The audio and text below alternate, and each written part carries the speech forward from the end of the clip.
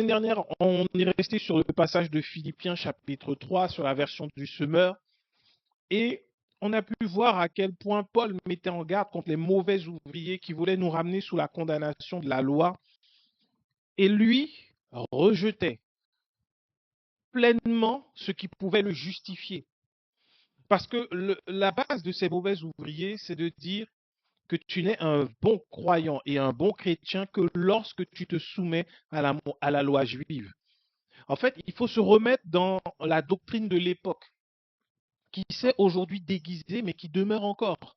En fait, cette doctrine qui vient combattre la sainte doctrine, ce n'est pas une doctrine qui va prêcher les démons, ce n'est pas une doctrine qui va prêcher le diable, pas du tout.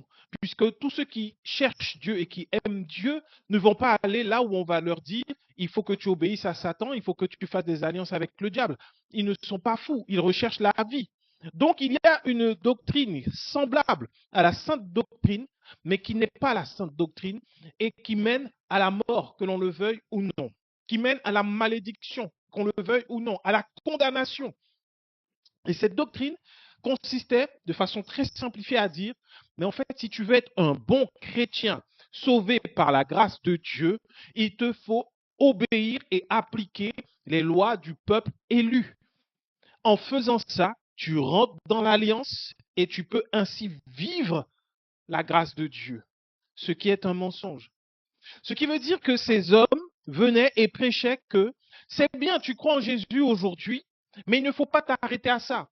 Il faut que tu ailles te faire circoncire pour que tu sois considéré comme étant juif. Et à partir de là, l'alliance faite avec Abraham, notre père, peut parler dans ta vie.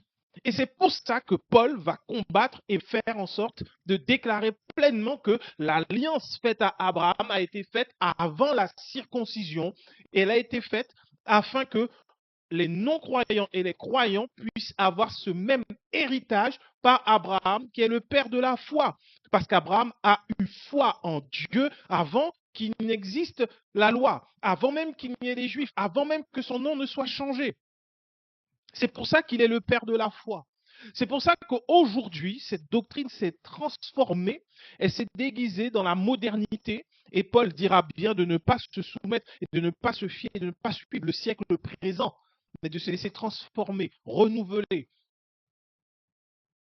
Parce que cette doctrine devient, en fait, tu es chrétien, c'est vrai, mais si tu veux vivre et briller, rayonner comme étant un chrétien, parce que tu es appelé à être lumière du monde, il te faut suivre les lois de Dieu parce que Dieu a mis des secrets dans ses lois pour réussir. Et ils prennent l'exemple de l'Ancien Testament.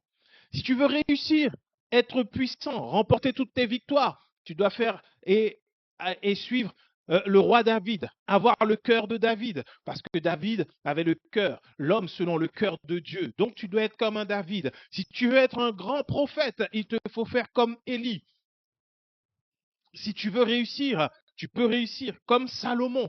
Si tu veux être dans une alliance avec Dieu, tu dois avoir la foi d'Abraham. Si tu veux être un bon guerrier qui suit, il faut que tu sois comme Josué qui était serviteur de Moïse. Et en étant serviteur d'homme de Dieu, tu auras ta part également et tu pourras dire, moi et ma maison, nous servirons l'Éternel. Mais en fait, ce sont des références sur l'Ancien Testament. Et on te fait croire que l'Évangile, la bonne nouvelle, c'est que Christ a annoncé, se base sur l'histoire de l'Ancien Testament. Or, il est clairement écrit que la loi n'a été donnée que pour révéler le péché et qu'elle a été comme un instructeur, comme un tuteur, afin de nous conduire à la vérité de la grâce et que nul ne peut être justifié par la loi. Puisque si tu es justifié par la loi, tu es justifié par tes œuvres. Et si tu es justifié par tes œuvres, tu verras qu'en suivant la loi, nul ne peut être justifié. Et donc, il n'y a que condamnation. Parce que lorsque tu n'obéis pas à la loi, tu es condamné. Et c'est ce que l'on voit aujourd'hui dans les églises. C'est ce que l'on voit aujourd'hui dans les enseignements, puisque ça a été enseigné depuis des années et des années. Et j'avais parlé la semaine dernière de ce mouvement de la sainteté qui disait qu'une fois que tu es rentré, que tu as été sauvé par grâce, que tu crois en Jésus, que tu as été baptisé, né de nouveau, rempli du Saint-Esprit, tu ne peux plus commettre de péché ou d'erreur. On ne peut plus te trouver dedans, sinon tu es déchu de la grâce. Ce n'est pas la volonté de Dieu. Et ce n'est surtout pas vrai. Parce que sinon, ça annule. Lorsqu'on croit ça, on annule la puissance de l'œuvre de la croix dans la vie de celui qui croit à ce mensonge. Parce que Jésus-Christ, il est mort pour nos péchés passés, présents et à venir. C'est pour cela que son œuvre sur terre s'est arrêtée quand, au jour où il a quitté la terre, au jour de l'ascension, mais il continue d'intercéder en notre faveur à côté du Père. Pourquoi? Parce que chaque jour, il approvisionne notre compte de grâce, si tu veux comprendre. Parce qu'en fait, nous péchons tous. Personne n'est parfait. Il n'y a personne qui peut se coucher le soir et se dire waouh, je suis fier de moi, je n'ai plus péché. Parce que nous péchons d'une manière ou d'une autre, sans même le savoir, parce que nous ne connaissons pas la volonté parfaite de Dieu. C'est le Saint-Esprit qui nous la révèle. Tu peux te lever, passer une journée, tu n'as pas menti, tu n'as pas volé, tu as bien travaillé, tu as fait ce que tu voulais, mais il y a une pensée qui est venue qui te disait, mais pourquoi tu n'appelles pas frère ou sœur un tel? Ou pourquoi tu ne fais pas ceci ou cela? Et puis tu ne fais pas puisque tu es au travail, tu ne peux pas. Ou il y a des circonstances qui font que tu ne peux pas. Tu as péché sans même le savoir. Parce que tu as eu la pensée.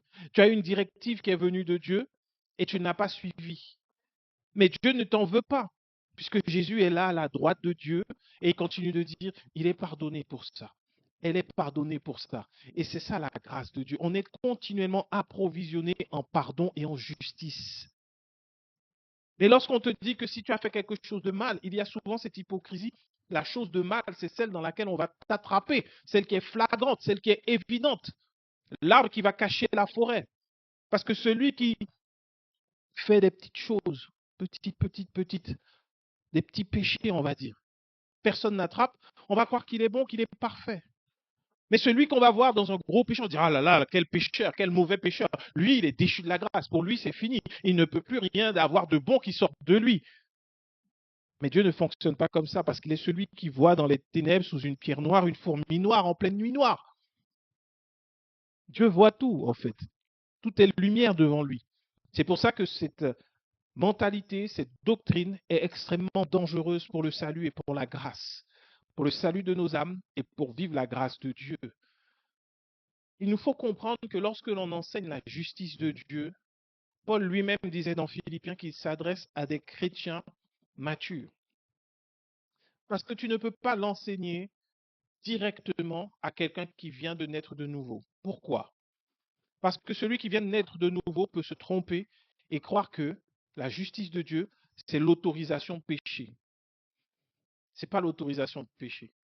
Savoir que tu es pardonné, c'est le pouvoir que Jésus-Christ nous a donné pour triompher du péché.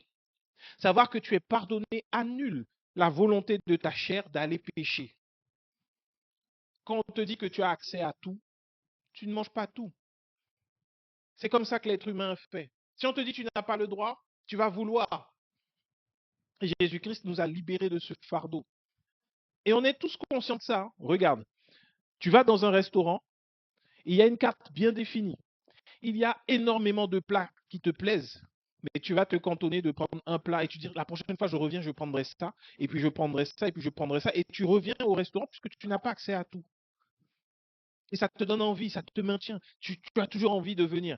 Si la dernière fois tu avais pris des pâtes, là tu dis non, mais là je vais prendre du riz, et après je vais prendre des pommes de terre, je vais prendre du bœuf, je vais prendre leur poulet, je vais prendre leur poisson, parce qu'ils cuisinent trop bien.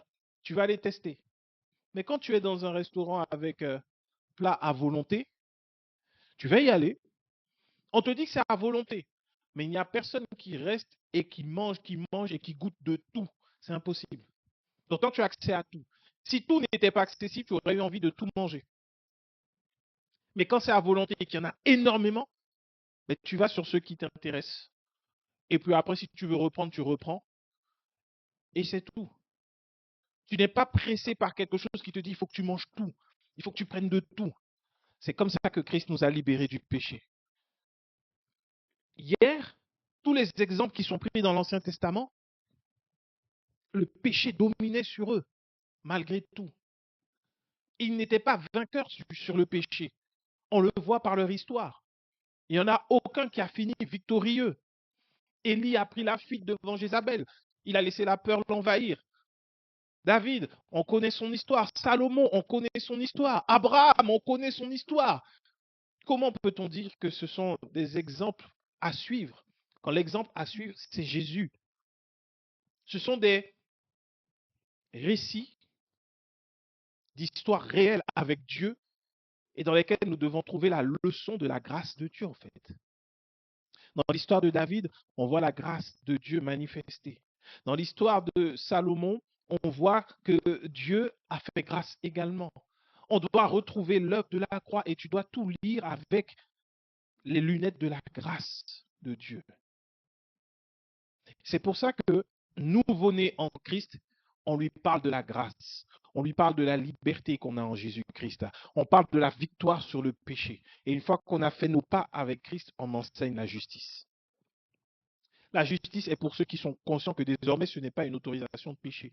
C'est ce que Paul dit dans le livre de Romains, Romains 5, 6, 7. Il explique la grâce et il explique que ce n'est pas l'autorisation de péché.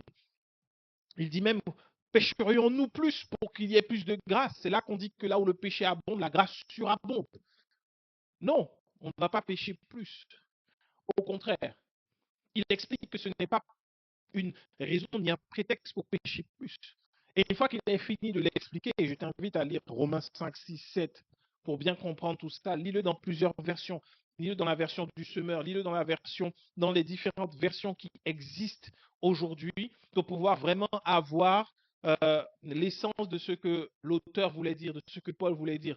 Ne restons pas sur une seule version. Parce qu'une seule version, c'est l'interprétation d'une seule personne.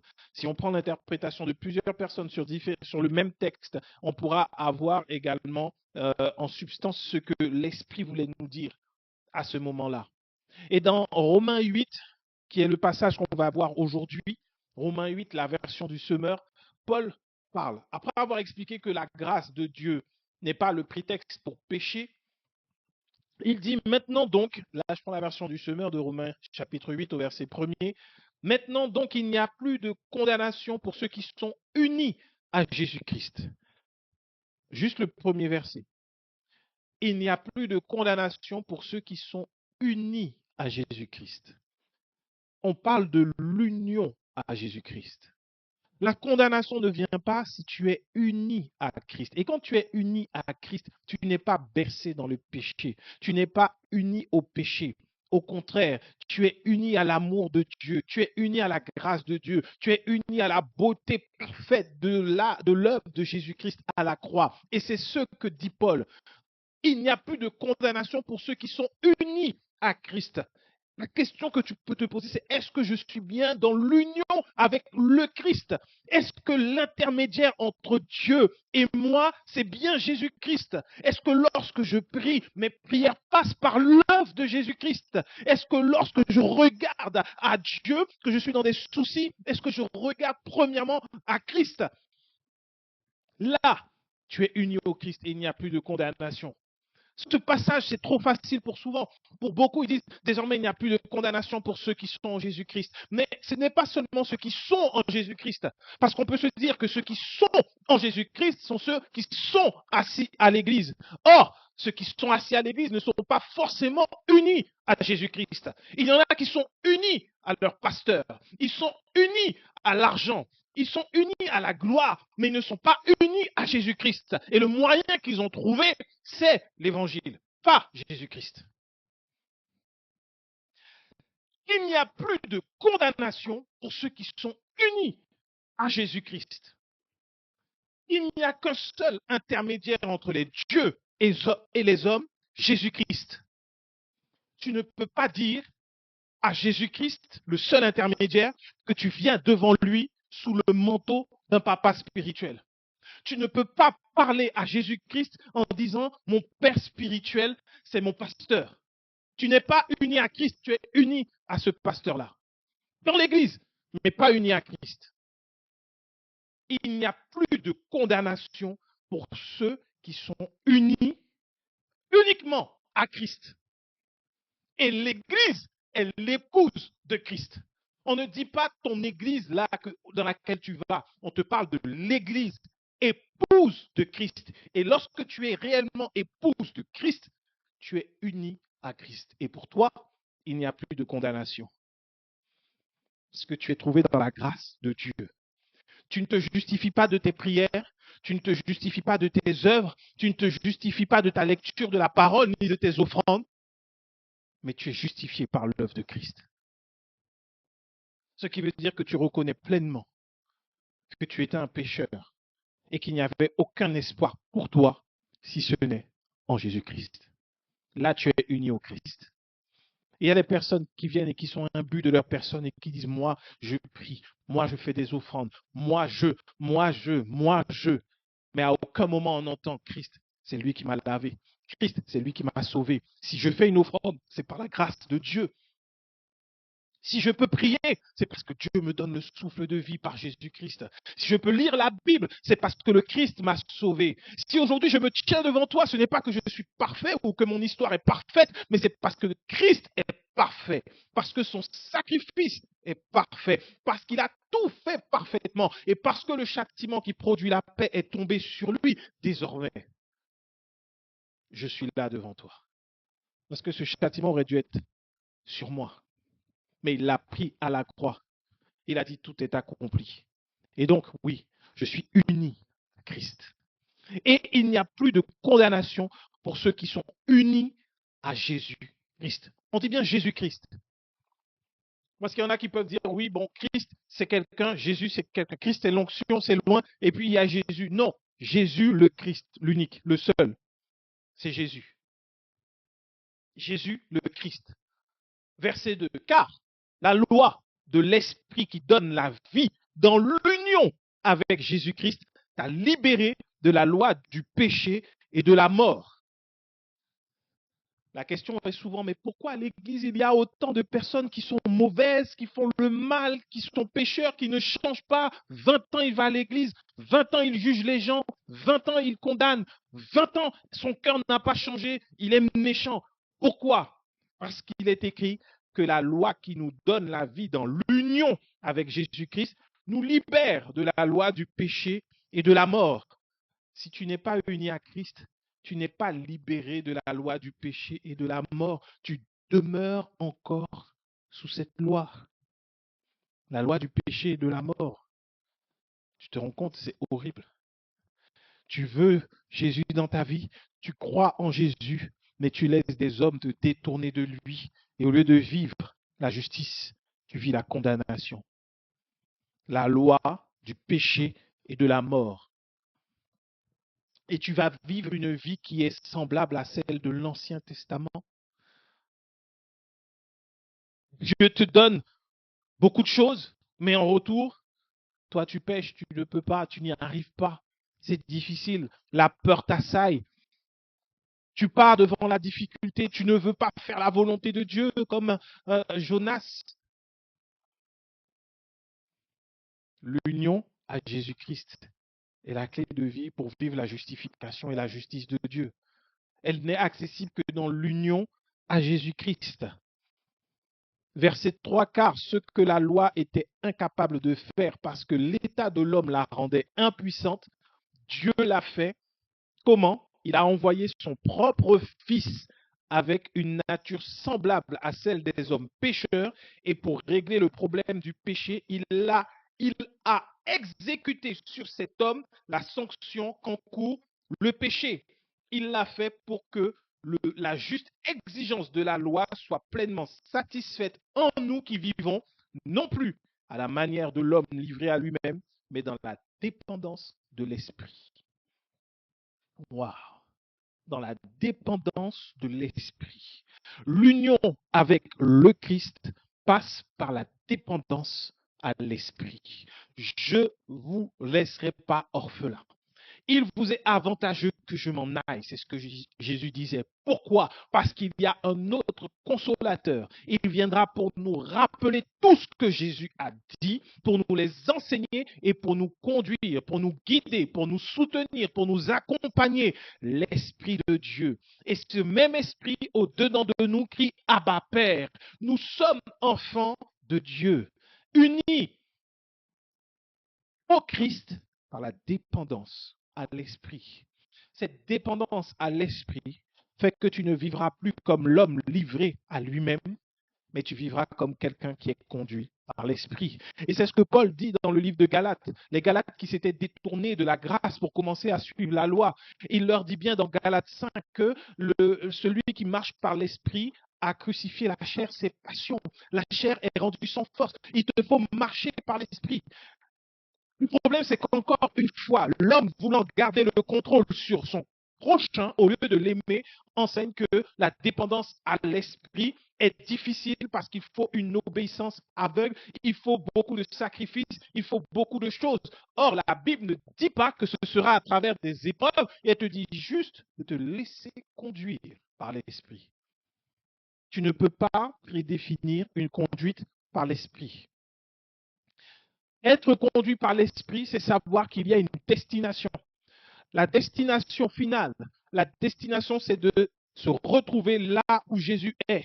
Il nous a dit, je m'en vais vous préparer une place. Souvenons-nous, il a dit dans la maison de mon Père, il y a plusieurs lieux, il y a plusieurs endroits. Mais moi, je m'en vais vous préparer une place afin que là où je suis, vous y soyez également.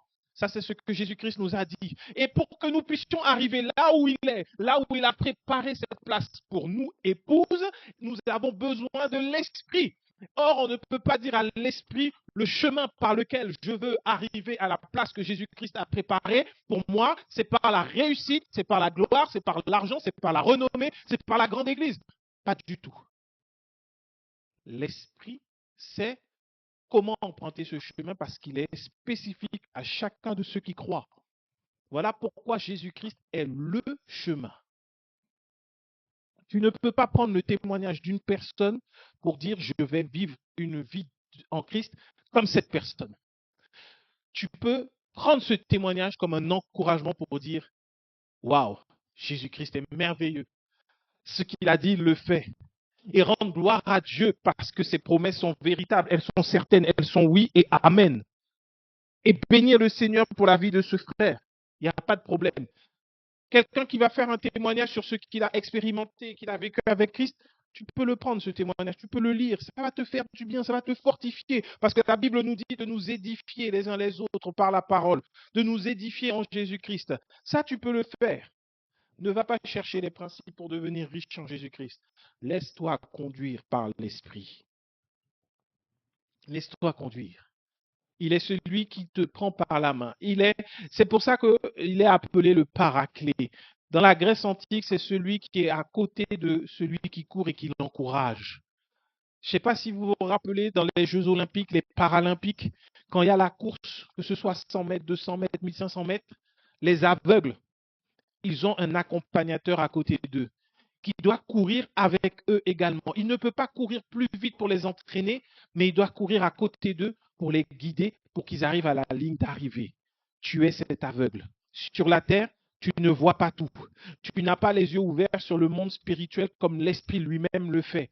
Tu es cet aveugle. Il te prend par la main. Il ne va pas aller trop vite. Il ne va pas non plus te retarder. Mais il va être à côté de toi. Et il va te dire, attention, là, il y a un trou. Mets un pas à côté. Attention, là, il y a un piège. Recule. Attention, vas-y comme ça. Là, tu peux. Là, tu ne peux pas. C'est ça la conduite par l'esprit. Mais pour ça, il faut marcher sur le chemin, la vérité et la vie, c'est-à-dire Jésus.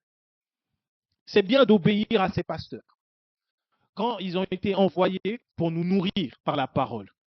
Mais de dépendre de son pasteur, ce n'est pas la volonté de Dieu. Parce que parfois, le pasteur peut entraîner toute une congrégation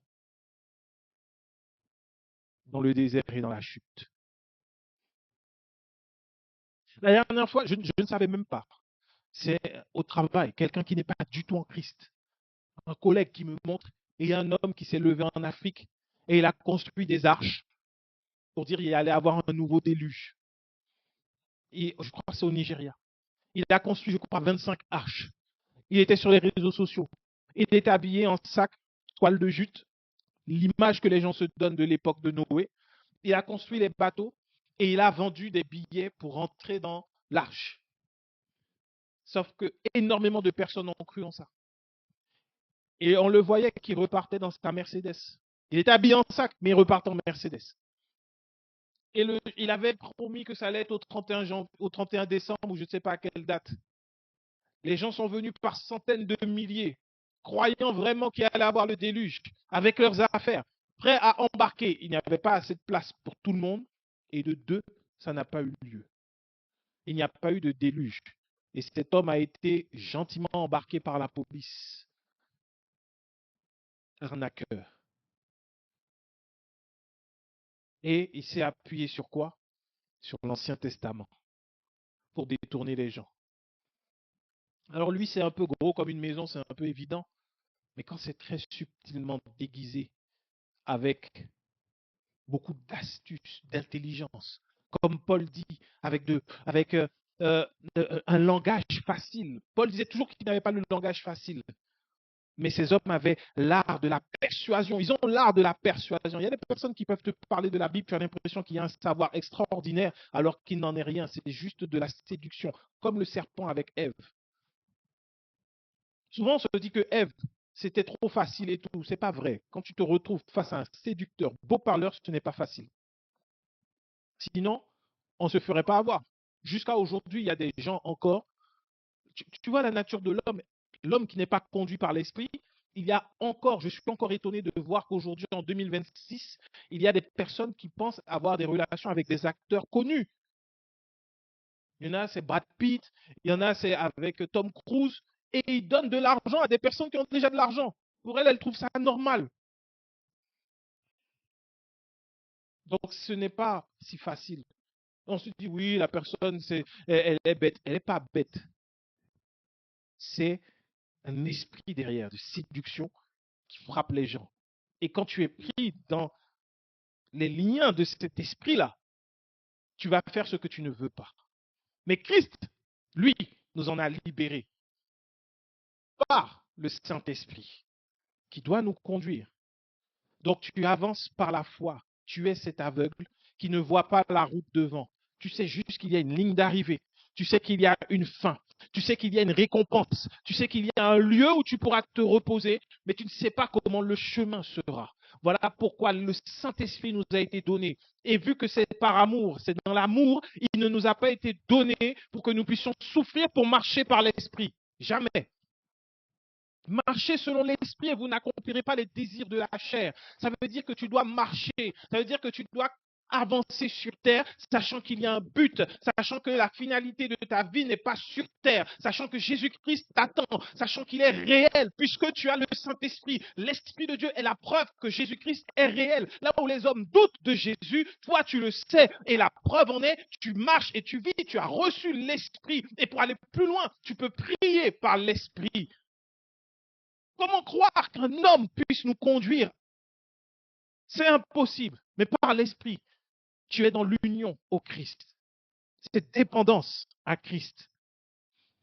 Au verset 4 de Romains 8, il dit, il l'a fait pour que la juste exigence de la loi soit pleinement satisfaite en nous qui vivons non plus à la manière de l'homme livré. La juste exigence de la loi. La loi n'est pas mauvaise et c'est pour ça que beaucoup se font avoir.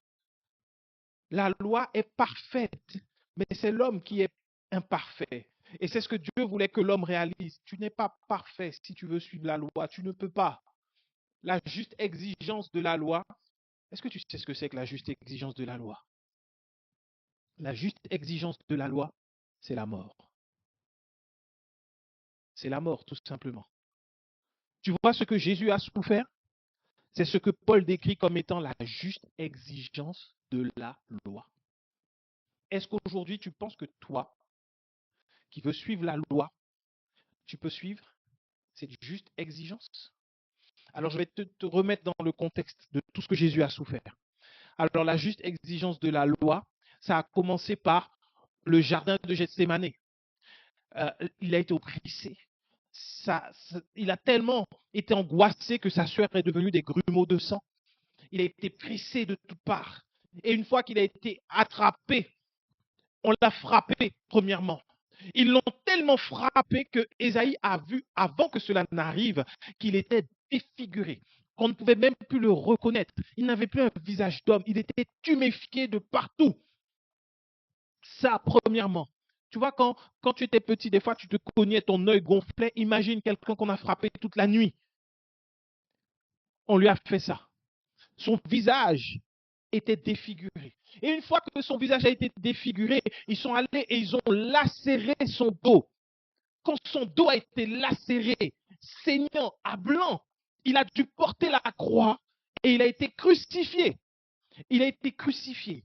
Et la crucifixion, tu restais en vie pendant un moment, mais tu essayais de tenir pour que tes os, pour que tout ne lâche. Tu n'es pas bien. On lui a percé le côté. On lui a mis une couronne d'épines. Ça, c'est la juste exigence de la loi. Et aujourd'hui, il y a des hommes qui vont te dire de te remettre sous la loi, alors qu'il y a déjà quelqu'un qui a souffert pour toi. Tu te rends compte? Aujourd'hui, la douleur sur laquelle on veut remettre ceux qui ne sont pas unis à Christ. Il y a des gens qui se disent, mais je ne comprends pas, je suis en Jésus, j'ai l'impression de toujours avoir un fardeau sur moi. C'est normal, tu es sous la loi. Mais Christ a pris ce fardeau. Tout le monde l'a vu. C'est un combat spirituel. Tout le monde a vu que Christ a pris ce fardeau. Il y a des personnes qui sont à l'église mais qui ne sont jamais en paix et qui sont dans le stress, dans l'angoisse, tout le temps angoissés pour demain, angoissés pour le travail, angoissés pour le mari, angoissés pour les enfants, angoissés pour les parents. Ils n'ont pas de repos. Ils sont comme Jésus dans le jardin. Jésus l'a souffert. Pourquoi toi tu veux le souffrir encore?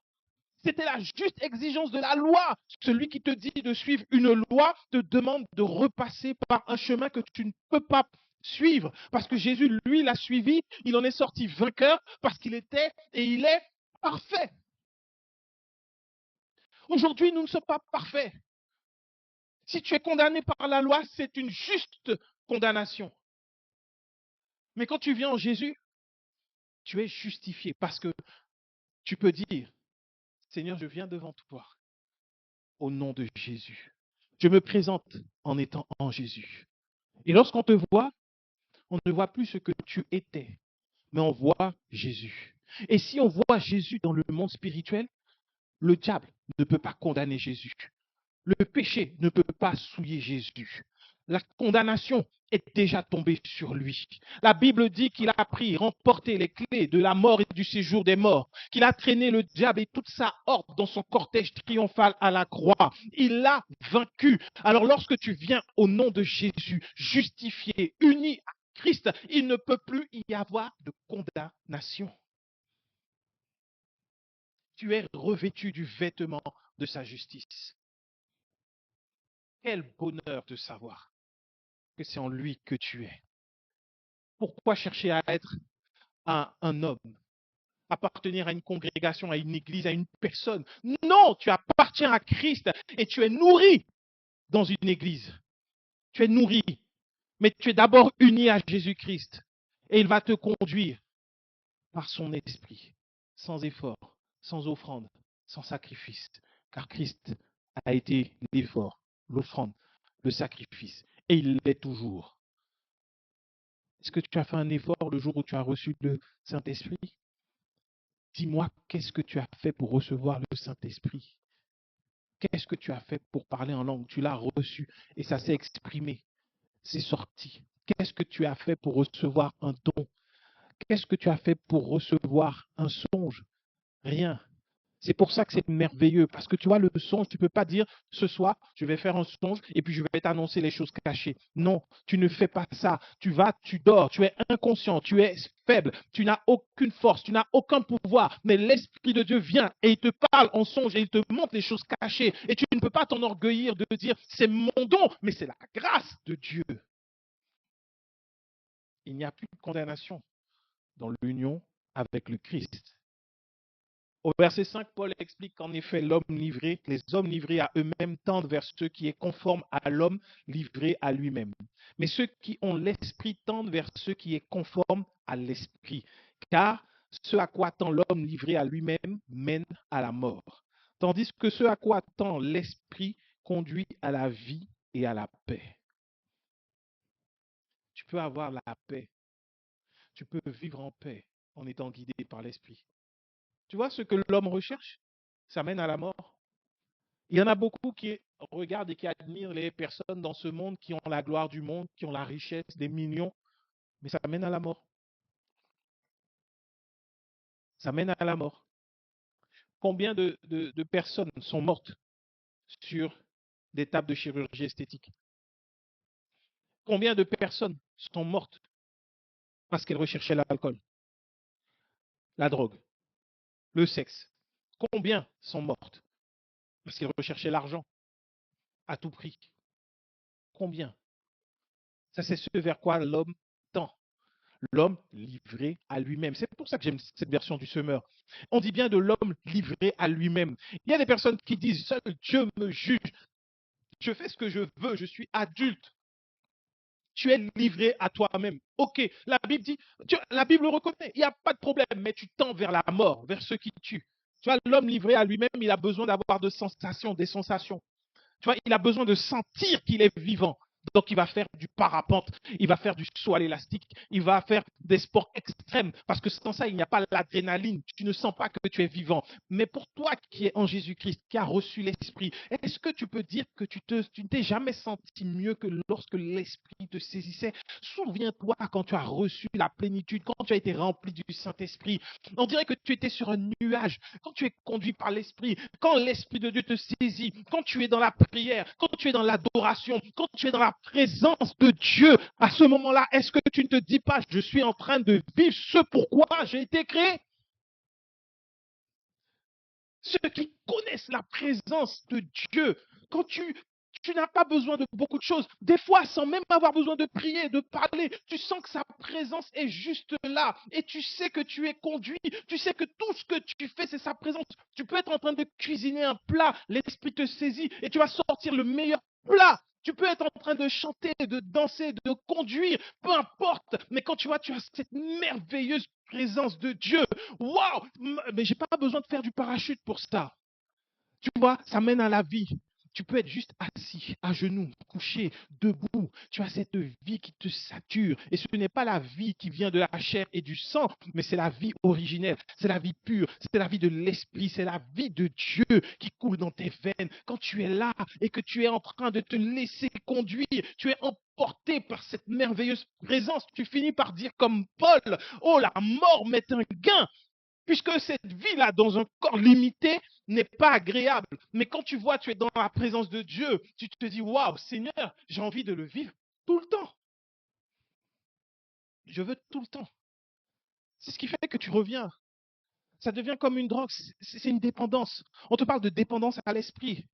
Paul pouvait le dire en disant, ne vous enivrez pas de vin, c'est de la débauche, mais soyez au contraire remplis de l'esprit. Il comparait ça au fait d'être enivré, d'être rempli d'alcool. Quand tu es rempli d'alcool, tu maîtrises plus rien, tu te laisses aller. C'est pareil quand tu es rempli de l'esprit, sauf qu'il n'y a pas d'effet néfaste sur ton corps.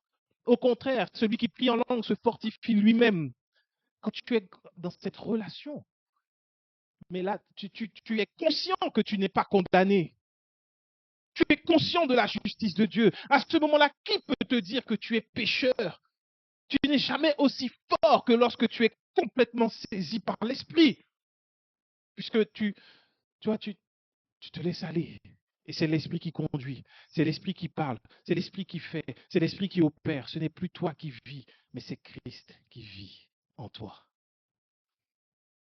Mais pour ça, encore une fois, l'union à Jésus-Christ, la véritable justice de Dieu, plus de condamnation. Tu n'es plus livré à toi-même et tu es dans la paix. Au verset 7, en effet, l'homme livré à lui-même dans toutes ses tendances n'est que haine de Dieu. Il ne se soumet pas à la loi de Dieu car il ne le peut même pas. Les hommes livrés à eux-mêmes ne sauraient plaire à Dieu. Vous, au contraire, vous n'êtes pas livrés à vous-même, mais vous dépendez de l'Esprit, puisque l'Esprit de Dieu habite en vous. Si quelqu'un n'a pas l'Esprit du Christ, il ne lui appartient pas. Or, si le Christ est en vous, votre corps reste mortel à cause du péché, mais l'Esprit est source de vie parce que vous avez été déclaré juste. Et si l'Esprit de celui qui a ressuscité Jésus d'entre les morts habite en vous, celui qui a ressuscité le Christ d'entre les morts rendra aussi la vie à vos corps mortels par son Esprit qui habite en vous. Je ne sais pas si tu réalises la puissance de ce que Paul dit aux Romains là. Je ne sais pas si tu réalises ce qu'il est en train de dire. Quand tu es livré à toi-même, quand tu es sous la loi, tu es livré à toi-même. Et il y en a beaucoup qui remplissent les églises aujourd'hui, qui remplissent les religions, qui remplissent les stades, livrés à eux-mêmes. Mais il y en a aussi qui sont dans cette union avec le Christ. Il y en a qui vivent une véritable relation avec le Christ. Et quand c'est le cas, quand tu es dépendant de l'Esprit et qu'il vit en toi, il te dit que tu es en Christ, mais ton corps reste mortel. Ton corps, lui, reste mortel. C'est pour ça que tu continues de vieillir. C'est pour ça que tu vois, tu as des douleurs, tu sens des choses, ton corps reste mortel. Il est mortel. Mais bonne nouvelle, l'Esprit est source de vie en toi. Tu vois à quel point la justice est importante. Là encore, dans Ésaïe 53, on voit que une fois justifiés, les meurtrissures de Christ nous guérissent. Là, Paul dit que dans l'union au Christ, dans la dépendance à l'Esprit, dans le juste jugement qu'il y a eu, la juste condamnation qu'il y a eu de la loi qui est tombée sur Jésus-Christ, tu es en Christ, tu es uni à lui, tu vis cette dépendance, tu es justifié par lui, alors l'Esprit qui est source de vie, c'est par lui que nous sommes déclarés justes, c'est lui qui rend la vie à nos corps mortels. Ce qui veut dire que tu ne dépends plus de la chair et du sang. Ton corps lui-même, naturellement, s'il devait être détruit, est régénéré par le même esprit qui a ressuscité Jésus-Christ d'entre les morts. Tu es en Christ, ton corps reste mortel, mais l'esprit qui vit en toi, dont tu dépends, redonne la vie, ton corps mortel, parce qu'il habite en toi. Tu vas me dire, oui, mes frères, il y a des personnes qui sont malades et qui sont dans la grâce. OK, mais il te faut prendre conscience de ce que Paul dit là. Tu es uni à Christ, justifié par la foi en Jésus-Christ, dépendant au Saint-Esprit. Quand tu dépends totalement du Saint-Esprit, alors la vie qu'il y a dans le Saint-Esprit redonne vie à ton corps mortel. Mais pour que toi-même tu sois conscient de ça, des fois, il y a la maladie, tu seras conscient qu'elle est présente. Elle va se manifester. Et à ce moment-là, ton union avec le Christ, ta dépendance avec le Saint-Esprit vont faire que tu vas dire, waouh, Seigneur, je te rends grâce parce que même si mon corps est encore mortel, ton esprit, lui, il habite en moi. Il habite en moi et il me donne la vie. Il me donne la vie. Ça doit être une certitude ancrée en toi. Et il n'y a pas de condamnation. Il ne faut pas que lorsqu'il y a un diagnostic qui tombe, lorsqu'il y a quelque chose qui tombe, que tu te dises, qu'est-ce que je n'ai pas fait?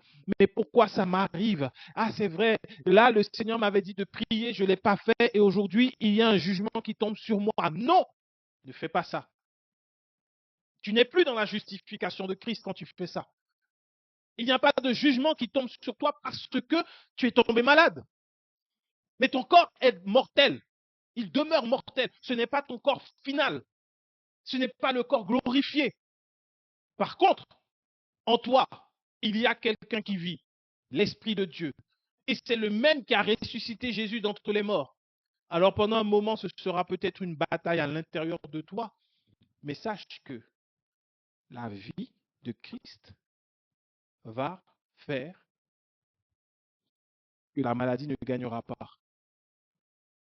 Jésus-Christ lui-même a été retenu 3 jours par la mort, 3 jours dans le tombeau. Et l'Esprit l'a ramené à la vie. Il est revenu.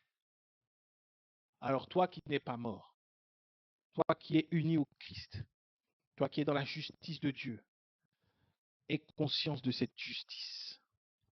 Tu es justifié, uni à Christ, et la vie de l'Esprit qui habite en toi va alors se manifester. Combien plus forte raison celui qui a ressuscité le Christ d'entre les morts rendra aussi la vie à vos corps mortels par son esprit qui habite en vous. Quand la maladie vient, elle vient voler la vie qui est en toi. Mais l'Esprit de Dieu, non, il est justifié et il te rend la vie parce qu'il habite en toi. Autrement dit, et on va terminer là, quand tu es dans cette union avec le Christ, que tu as conscience de la justice de Dieu, que tu as conscience de cette justice, que tu saisis cette justice, que tu en fais ton partage, ton héritage, que tu es justifié en Jésus et que tu ne suis que le chemin de Jésus, non pas d'une manière parfaite, mais dans la dépendance à l'Esprit. Tes œuvres ne le feront pas, ta dépendance à l'Esprit. Il ne te conduira jamais sur un chemin qui n'est pas Jésus-Christ, l'Esprit. Tu vas peut-être trébucher, tu vas faire un pas de côté, mais il sera là. Le paraclet est là pour t'empêcher d'aller et de tanguer de tous côtés. Tu restes sur le chemin. Et dans cette dépendance, indépendamment de qui tu es, ce que tu fais, comment tu fais, il te rend la vie. Il te rend la vie. La vie que Dieu a pour nous est liée à la justice qu'il nous donne en Jésus. On veut voir le miraculeux, on veut voir les guérisons, on veut voir les sourds-entendre, mais il nous faut prendre conscience de cette œuvre de justification que Christ a faite en nous, pour nous, par amour envers nous. Il n'y a plus de condamnation pour ceux qui sont unis à Jésus-Christ. Amen.